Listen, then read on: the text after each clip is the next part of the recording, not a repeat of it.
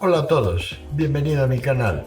El día de hoy vamos a verificar cómo está el clima a mi alrededor.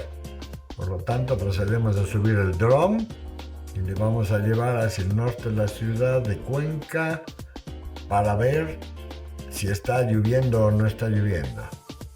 Las lluvias vienen desde la ciudad de Cuenca hacia la localidad donde estoy yo. Estamos subiendo y vemos el cielo cubierto de nubes y la ciudad de Cuenca.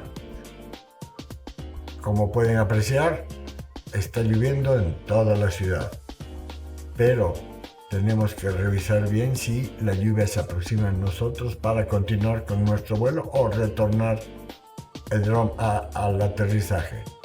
Pero vemos que en el lado este tenemos una buena lluvia y, como pueden ver, lluvia en diferentes lugares. En este momento la lluvia llega al dron y tenemos que iniciar rápidamente el aterrizaje para preservar el equipo.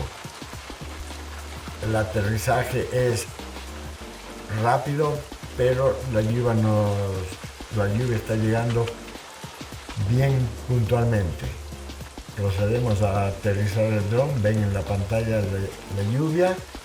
Le aterrizamos y rápidamente le guardamos y vamos a proceder a la limpieza utilizando gas comprimido, y con todo cuidado aterrizamos el equipo y lo llevamos para adentro.